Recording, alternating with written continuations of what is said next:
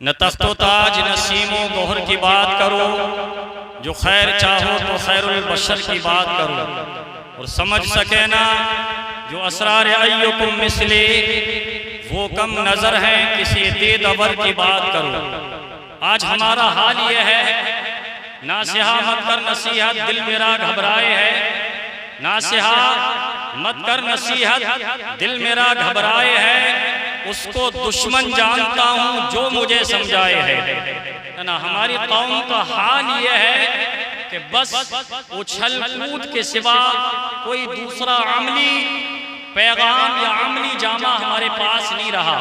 आज हम अपने मुआशरे को किस डगर पर ले जा चुके हैं, आज हमारे मुआशरे के हालात कितने नाजुक और बद से बदतर होते हुए चले जा रहे हैं, ये हमारे और आपके सबके सामने है। अजीज़ान मिल्लत इस्लामिया, अगर आप छोटा सा प्रोग्राम अपनी शादी के मौके पर अगर किसी खेल तमाशे का रख लें तो आपके लिए बिन बुलाए हजारों मेहमान आपके यहाँ जमा हो जाएंगे मेरे प्यारे इस्लामी भाइयों। और उसी जगह आप अल्लाह और उसके रसूल का जिक्र रखिएगा, है ना, अल्लाह के दीन की बातें करने के लिए मुकर्रिरीन के लिए बुलाइएगा तो आपके लिए ढूंढे आदमी का पता ना होगा।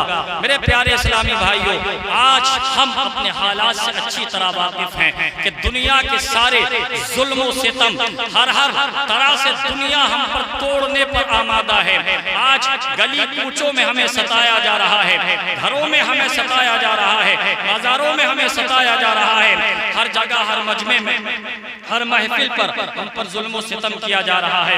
कौन सी जगह ऐसी नहीं है जहां आज मुसलमानों पर जुल्म सितम नहीं हो रहा है।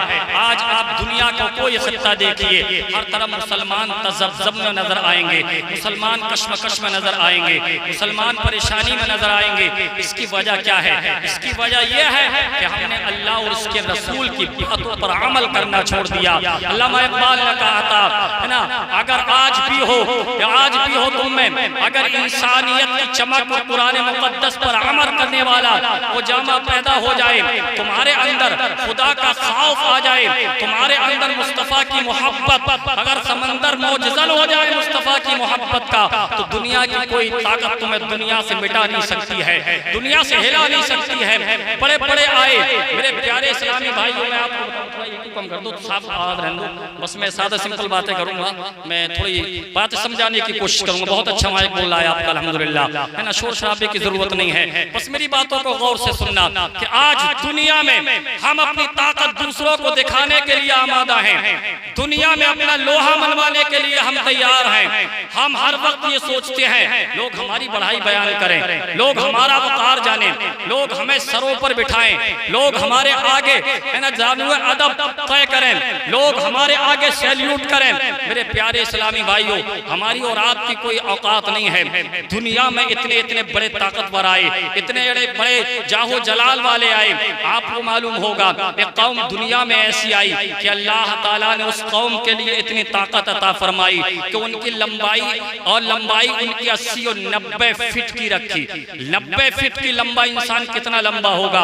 और उनके लिए अल्लाह तबारक व तआला ने 800 से लेके 900 साल की उम्र मुबारक अता फरमाई, है ना। इतनी जब अल्लाह रब्बुल इज्जत ने उन्हें इज्जत व वक़ार दिया, अल्लाह ने उन्हें मकाम व मर्तबा दिया। 800 साल की उम्र है, 900 साल की उम्र है, लंबाई, है ना, 90 फीट है, 80 फीट है। इसी लिहाज से उनका तमाम हुलिया है, तमाम जिस्मो जिस्मानियत है, अल्लाह ने उनके लिए बेशुमार इनाम व इकराम से नवाजा। और मेरे प्यारे इस्लामी भाइयों, जब अल्लाह ताला ने उन्हें दुनिया में बहुत सारा इज्जत व वक़ार अता फरमाया, फिर वो अपने रब को भूलने लगे। अपने रब को भूलने के बाद दूसरों के दर पर जाने लगे, दूसरों को खुदा कहने लगे, दूसरों के आगे सजदा करने लगे। मेरे प्यारे इस्लामी भाइयों, अल्लाह ताला ने अपने पैगंबर हजरत हूद अलैहिस्सलाम के लिए भेजा, हजरत लूत अलैहिस्सलाम के लिए भेजा कि जाओ मेरे पैगंबर, इन लोगों के लिए मेरा रास्ता दिखाओ, इन लोगों के लिए मेरा तरीका बताओ। हजरत लूत उस कौम के पास पहुंचे, किस कौम के पास, जिस कौम की हाइट का यह आलम था कि 90 फीट लंबे थे, है ना, 800 900 साल उनके लिए अल्लाह ने जिंदगी अता फरमाई थी। इतने ताकतवर लोगों के पास में जब अल्लाह का पैगंबर हजरत लूत अलैहिस्सलाम आते हैं, आने के बाद अल्लाह का पैगाम देते हैं, अल्लाह की बातें बताते हैं। वो कहते हैं कौन सी बातें बता रही हो? अरे हमें नमाजें नहीं पढ़नी है, हमें अल्लाह की इबादत नहीं करनी है, हम तो बस जैसा हमारे बाप दादा लकड़दादा करते चले आ रहे हैं वैसे ही अपनी जिंदगी को गुजारना है। आखिर एक वक्त वो आया, अल्लाह रब्बुल इज्जत ने इरशाद फरमाया, ए लूत तुम इन लोगों से अलहदा हो जाओ। हजरत लूत अलैहिस्सलाम अपने चंद लोगों को साथियों को लेकर उस बस्ती से निकल जाते हैं। अब अल्लाह तबारक व तआला का कहर आता है। मेरे प्यारे इस्लामी भाइयों, जिनके लिए तमाम ऐशो आराम रब्बुल इज्जत ने अता फरमाए थे, अब उन पर कहरे इलाही नाजिल होता है। अब उनके यहाँ सूखा पड़ जाती है, और जब सूखा पड़ी ना तो वो तमाम लोग इकट्ठा हुए, और इकट्ठा होने के बाद एक वक्त के लिए, एक जमात के लिए उन्होंने बैतुल मक़दस के लिए भेजा, जिसे आज फिलिस्तीन कहते हैं, मस्जिद अक़सा के लिए भेजा। जाने के बाद वहां पर उन लोगों ने अल्लाह की बारगाह में दुआ की, मौला हम पर बारिश फरमा, है ना, हम पर इस अजाब के लिए हमसे दूर फरमा। मेरे प्यारे इस्लामी भाइयों, ये मस्जिद अक़सा वो अजीम जगह है जो पहले से मुसलमानों के लिए, है ना, पहले से मुसलमानों के इज्जत का मकाम रहा है। मुसलमानों की निशानियों में से एक निशानी है ये मस्जिद अक़सा वो जगह है कि जहां पर कोई बंदा एक रकात नमाज अदा फरमाता है तो अल्लाह ताला 25,000 सजदों का सवाब उसके लिए अदा फरमाता है ना। आपसे अगर पूछा जाए कि आप बताइए आपके पैगंबर का नाम क्या है, शायद 2-4 लोग आपसे बता दें। आपसे कहा जाए कि आप में इतनी हिम्मत है कि जो बाप आपकी प्रॉपर्टी को छोड़कर इस दुनिया से जा रहे हैं उनको संभाल सकते हैं, तो हर बेटा कहेगा मैं संभाल सकता हूँ। बेटा क्या, बेटियां भी तैयार हो जाएंगी मैं संभाल लूंगी, है ना। घर मकान जमीन जायदाद जेबरात तमाम के तमाम औलाद संभालने के लिए तैयार है। और उसी औलाद से अगर कहा जाए कि तुम्हारे बाप के लिए अब गुस्ल दिया जाएगा, क्या तुम में इतनी कुव्वत है कि इस बाप के लिए गुस्ल दे सको, तो वो बच्चे जो तमाम प्रॉपर्टी के मालिक हैं, बच्चे क्या हमारे बस की बात नहीं, हमें तो खुद का गुस्ल नहीं आता, है ना, बाप के लिए का गुस्ल दें।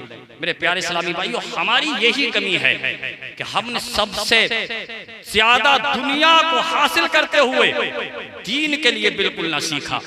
एक बात को सोचो यार, हदीस पाक में अल्लाह के रसूल फरमाते हैं कि मरने वाले के लिए उसका सबसे करीबी इंसान उसके लिए गुस्ल दे, उसके लिए कफनाए, उसके लिए दफनाए। क्यों दफनाए, क्यों कफनाए, क्यों गुस्ल दे? इसमें भी कोई हिकमत होगी, है ना। अपनों के लिए वैसे तो कोई दे सकता है, लेकिन अपनों के लिए क्यों है? मेरे करीम नबी सल्लल्लाहु अलैहि वसल्लम फरमाते हैं, जब कोई बेटा अपने बाप के लिए गुस्ल देगा, कोई भाई अपने भाई के लिए गुस्ल देगा, कोई बाप अपने बेटे के लिए गुस्ल देगा, और उसके अंदर कोई कमी होगी तो वो उस कमी को अपने तक महदूद रखेगा, है ना। और अगर मैयत में गैर इंसान होगा तो वो कमी के लिए लोगों में जाहिर फरमाएगा, जाहिर कर देगा इस इंसान के अंदर तो ये कमी थी। इसीलिए मेरे आका ने फरमाया कि अपने अजीज के लिए, अपने कराबतदारों के लिए, कराबत वालों पर जरूरी है कि वो गुस्ल दें। इसी तरह उनके लिए कफनाएं, उनके लिए कब्र में उतारें। लेकिन आज हम ये न सीख सके, आज हम ये न जान सके कि हमें मुर्दे के लिए नहलाना कैसे है, मरने के बाद में हमें क्या करना क्या नहीं करना है। आज हम तमाम खानों के इंतजामात कर लेंगे। मेरे प्यारे इस्लामी भाइयों, मैं आपको बताऊं, हदीस पाक में अल्लाह के रसूल सल्लल्लाहु अलैहि वसल्लम फरमाते हैं कि मरने के बाद इंसान के तमाम अमाल कता हो जाते हैं, खत्म हो जाते हैं। 3 अमल ऐसे हैं जो इंसान के मरने के बाद बाकी रहते हैं। ऐसा इल्म जो इंसान ने छोड़ा जिससे लोगों के लिए नफा हो, सदका जारिया किया, ऐसा कोई काम कर गया जो काम से इंसानों के लिए फायदा होता रहा। और तीसरा ये कि नेक औलाद छोड़ी, नेक औलाद छोड़ी। जब नेक औलाद होगी तो अल्लाह ताला मरने के बाद भी उसकी बरकतें अता फरमाएगा। सुनो कैसे अता फरमाएगा। फ़िक़ी अबुल्लाह समरकंदी अलैहि रहमत व रिज़वान फरमाते हैं कि जब इंसान, आप देखें, नमाज, शादी, है ना, रोजा, ज़कात, हज, इन तमाम चीज़ों के अमाल, इनके अमल और इन पर अज्र कितना है ना, हदीस पाक में है ना। उलमाए कराम मुफस्सिरीन ने फरमाया कि जब इंसान, फ़िक़ी अबुल्लाह समरकंदी अलैहि रहमत व रिज़वान कहते हैं, बहुत बड़े फ़िक़ी हैं समरकंद के, कहते हैं कि जब इंसान नमाज पढ़ता है, जब तक नमाज की हालत में है इंसान के लिए सवाब मिलता रहता है। जब इंसान रोजा रखता है तब तक रोजे की हालत में है, सवाब उसके लिए मिलता रहेगा। जब इंसान ज़कात देता है, जितनी देर ज़कात दिया उसके लिए सवाब मिला। जब इंसान हज बैतुल्लाह के लिए गया, 40 दिन तक रहा, रातों दिन उसके लिए ढेरों नेकियां मिलती रही, रातों दिन उसके लिए समरात और हसनात मिलते रहे, रातों दिन उसके लिए बरकतें मिलती रही। आप दुनिया में जितने अमल नेक करेंगे, जब तक करेंगे तब तक आपके लिए सवाब है, जब तक आपके लिए अज्र है, जब तक आपके लिए नेकियां हैं, जब तक आपके लिए हसनात और समरात है। लेकिन मेरे प्यारे इस्लामी भाइयों, अल्लाह ताला ने इस दुनिया में एक अमल ऐसा भी बनाया है कि इंसान करता एक मर्तबा है, अल्लाह ताला उसके लिए सवाब क़यामत तक अता फरमाता रहेगा। फ़िक़ी अबुल्लाह समरकंदी कहते हैं, कोई बंदा मोमिन अल्लाह रब्बुल इज्जत की रजा के लिए, रसूल पाक की उम्मत में इजाफे के लिए जब शादी करता है तो शादी एक मर्तबा करता है, अल्लाह ताला सवाब उसके लिए क़यामत तक अता फरमाता रहेगा। अच्छा, थोड़ा पीछे बैठ, अच्छा चलो बैठ, और बताओ, थोड़ा पास में है ना, हाँ ठीक ठीक ठीक, बहुत बढ़िया, पढ़ा अल्लाहुम्मा सल्ली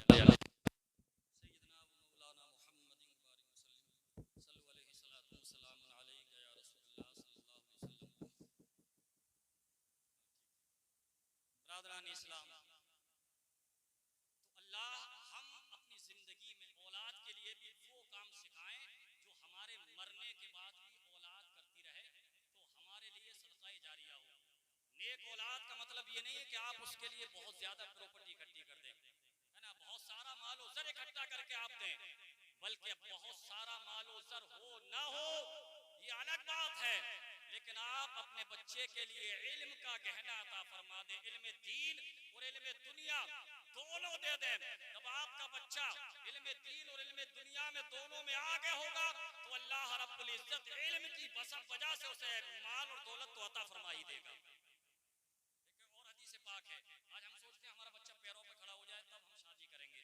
मेरे करीम नबी सल्लल्लाहु अलैहि वसल्लम फरमाते हैं, जब तुम्हारे बच्चे बालिग हो जाएं तो उनकी शादियां करो, शादियां करना तुम्हारा काम है, और उन्हें दौलत और उन्हें इखराजात के लिए इंतजाम करना ये अल्लाह रब्बुल इज्जत के जिम्मे है ना।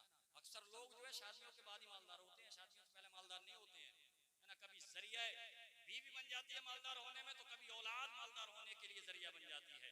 हर इंसान के लिए ज्यादातर आप देखेंगे कामयाब लोग तो वो शादी के बाद ही देखेंगे, है ना। तो अल्लाह रब्बुल इज्जत क्या है कि उसके लिए ज़हनी सुकून शादी में अता फरमा देता है, जिससे एक तरफ से उसकी आधी जिंदगी, और हुजूर ने फरमाया कि तुम अपने बच्चों के निकाह करो, निकाह करना तुम्हारा काम है, और उनको ईमान को सलामत रखना ये जिम्मेदारी फिर अल्लाह रब्बुल इज्जत की है।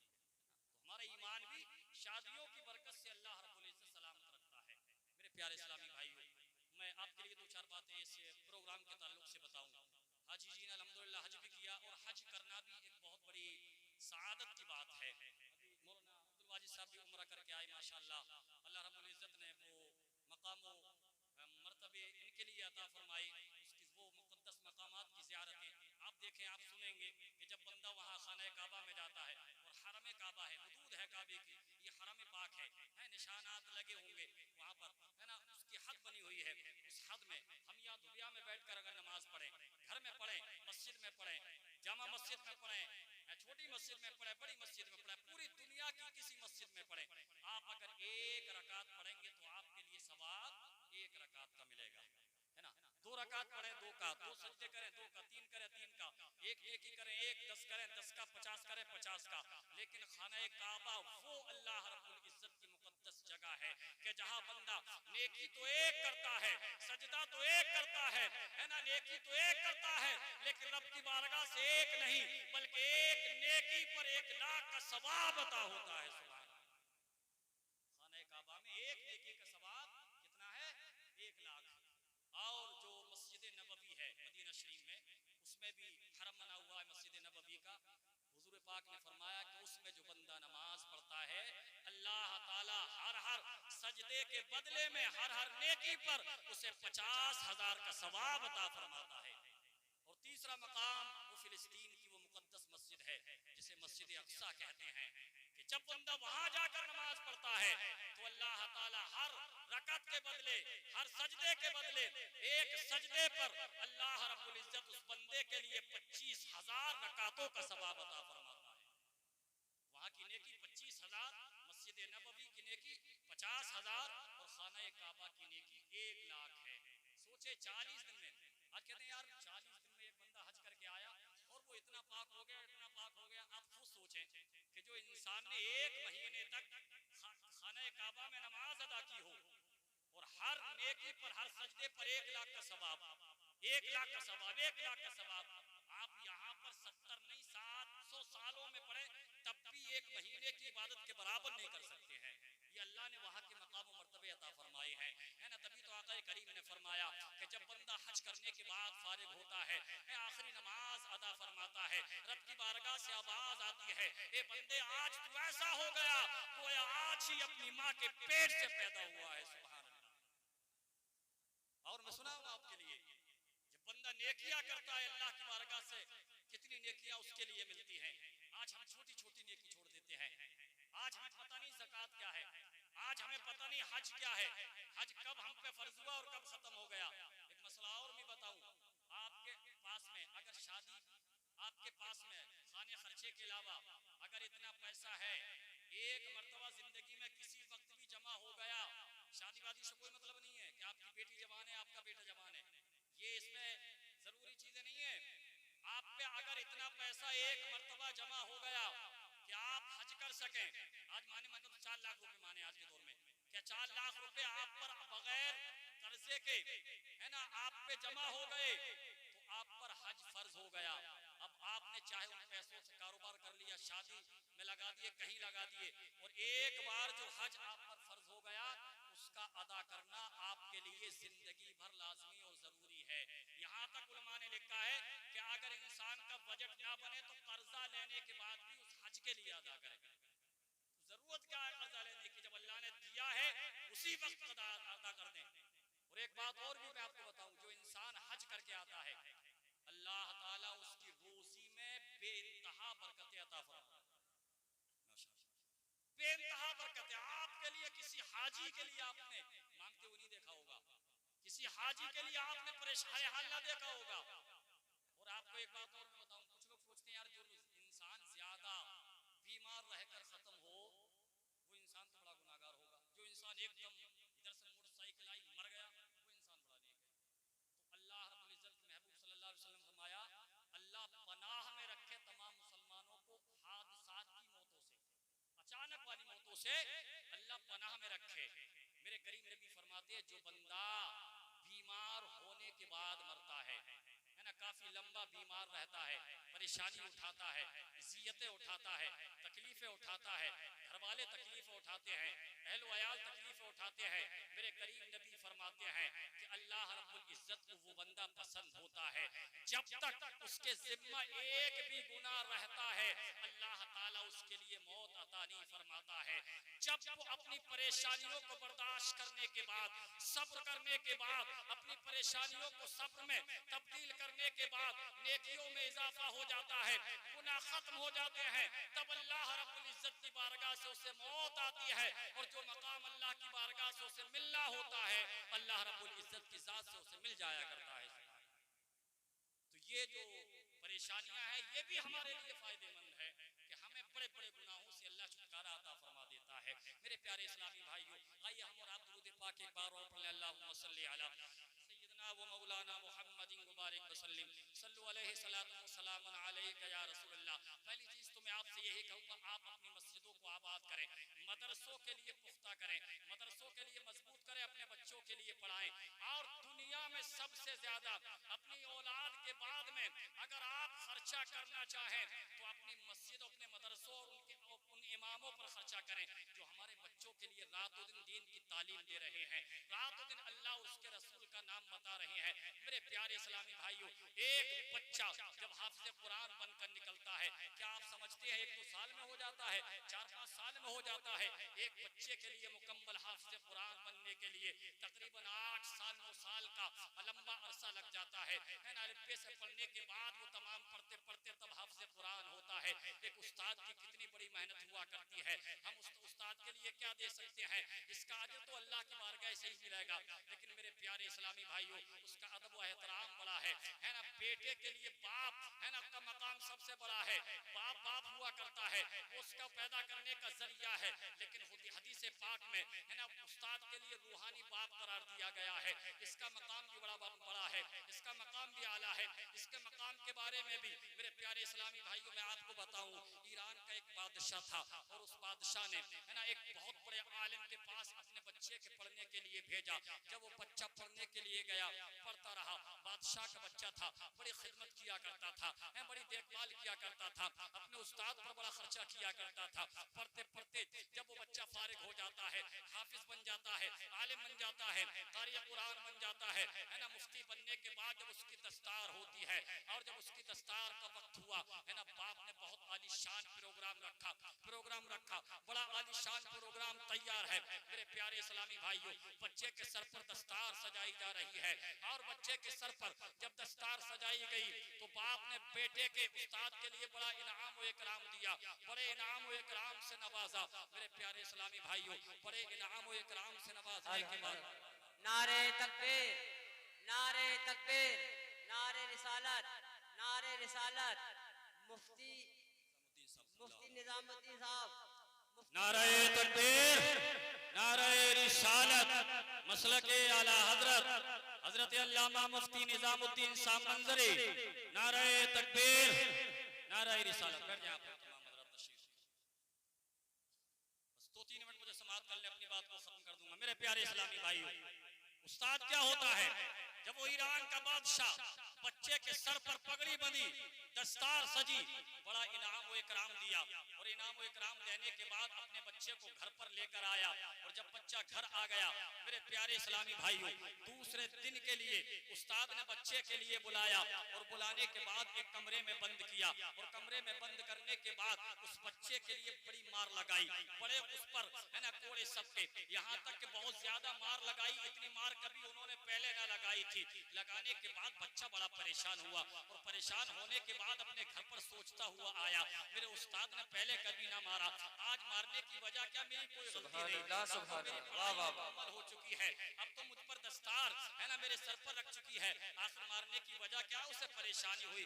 बोले ये मेरे उस्ताद ने मुझे नाहक मारा है, मुझे उस्ताद ने मुझ पर जुल्म किया है। अपने घर आया और आने के बाद माँ से किया, ये मेरी प्यारी माँ, आज मेरे उस्ताद ने देखो मुझे कितना मारा है, मेरे बर्ते डाल दी है, बहुत ज्यादा जुल्म मुझ पर किया है। हाँ, माँ ने कहा वो तुम्हारे उस्ताद हैं बेटा, मैं तुम उनसे कुछ ना कह सकती है, उनके बारे में कुछ ना कह सकती, जाओ अपने बाप से शिकायत करो। ये बेटा गया और जाने के बाद है ना अपने बाप के पास गया।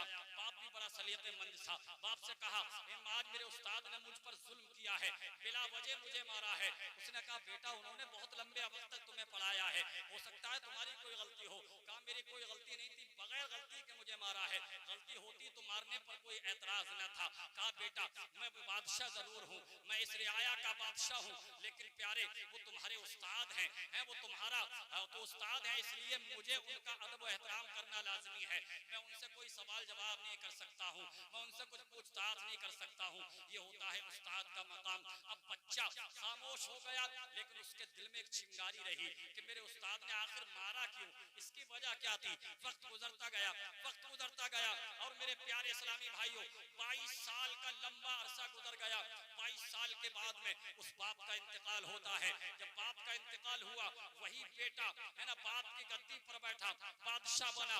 बनने के बाद उसने सबसे पहले लोगों से कहा, लोगों मैं कौन हूँ? कहा आप सुल्तान हैं, आप बादशाह हैं। कहा मेरा हुक्म तमाम लोग मानेंगे। कहा तुम्हारा हुक्म मानेंगे, जाओ तो मेरा हुक्म पहले ये है कि मेरे उस्ताद को बुलाकर मेरे पास लेकर आओ कि एक बादशाह का हुक्म है। अब दो लोग गए, जाने के बाद उस बूढ़े उस्ताद के लिए बुलाकर उस शागिर्द के पास लेकर आए। शागिर्द शाही कुर्सी पर बैठा हुआ है। बैठने के बाद कहा, उस्ताद जरा बताओ, है ना बादशाह का वो बेटा जब बैठा बादशाह की गद्दी पर, है ना उस्ताद आया, कहा बेटा बताओ तुमने मुझे क्यों बुलाया है, आखिर तुम्हें क्या जरूरत पड़ी? कहा ए मेरे उस्ताद मोहतरम, बस एक जुल्म था, एक जबर था जो आपने मुझ पर किया था। मैं पूछना चाहता हूं कि आखिर आपने मुझे बिला वजह क्यों मारा था?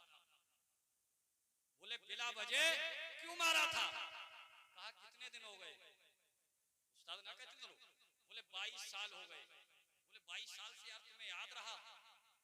बोले 22 साल से याद ना रहा, बल्कि मुझे बगैर याद किए कभी रात को नींद ना आई। बोले आपने बगैर गलती के मुझे मारा, जुल्म किया मुझ पर। मुझे कभी भी 22 सालों में ऐसा ना हुआ कि बगैर इसको याद किए मैं रात को सो गया हूं। तो उस बादशाह के बेटे से उस उस्ताद ने कहा कि बादशाह, ये मेरे शागिर्द, मैंने तुझे आज ही के दिन के लिए वो आखिरी सबक दिया था। कहा वो सबक कैसा? कहा वो सबक ये था बेटे कि जब तू बादशाह बनने के बाद में ये याद रखना कि तुझ पर जो नाहक जुल्म किया गया, नाहक मारा गया, तू 22 साल तक न भूला। जब तू बादशाह बनेगा और बादशाह बनने के बाद अगर किसी पर तूने किसी पर जुल्म किया तो वो बंदा अल्लाह रब्बुल इज्जत की बारगाह में मैदान महशर में भी तेरे खिलाफ आवाज उठाएगा। बोले वो भूलेगा नहीं, अल्लाह की बारगाह में भी तेरी शिकायत करेगा। हे मेरे शागिर्द, मैंने इसीलिए तेरे लिए ये आखिरी सबक दिया था। तो मेरे प्यारे इस्लामी भाइयों, जुल्म हुआ करता है, आप किसी पे करें इंसान बर्दाश्त तो कर लेता है लेकिन भुला नहीं पाता है। तो मेरे प्यारे इस्लामी भाइयों, हम और आप जुल्म करने के लायक नहीं है जो एक दूसरे पर जुल्म करें। न बातों से करें, न लातों से करें, न ताकत से करें, न दबाव से करें, न जाहो जलाल से करें, न मालो जर से करें। बस एक मुरब्बत के साथ मोहम्मदुर रसूलुल्लाह सल्लल्लाहु अलैहि वसल्लम की मोहब्बत में अपनी जिंदगी को गुजारते हुए अपनी जिंदगी को इस दुनिया से तमाम कर दें। यही हमारे लिए कामयाबी है, यही हमारे लिए अच्छाई है और यही हमारी कामयाबी की जमानत है कि जो इंसान नेक होता है मरने के बाद भी लोग उसकी तारीफ किया करते हैं। जो इंसान चला जाता है मरने के बाद भी लोग उसे याद किया करते हैं। जिसका जनाजा तुम्हारे कांधों पर गिरा गुजरने लगे, मेरे प्यारे इस्लामी भाइयों, वो इंसान नेक नहीं हो सकता है। जिसका इंसान का जनाजा तुम्हारे कांधों पर फूल की तरह नजर आए, सोच लेना ये अल्लाह रब्बुल इज्जत का जन्नती बंदा जा रहा है।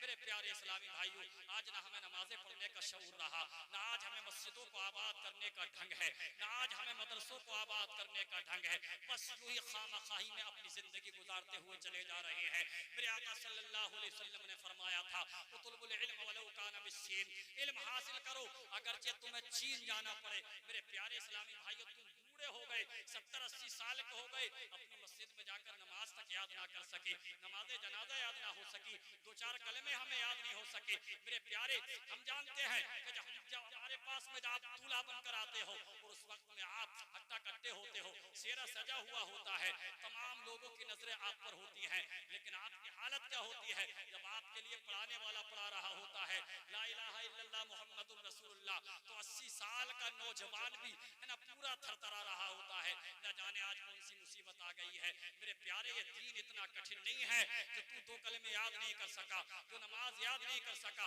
मेरे प्यारे इस्लामी भाइयों, ये दीन तो वो है जो तेरी मिट्टी में होना चाहिए था, जो तेरी जिंदगी के हर गोशे में होना चाहिए था।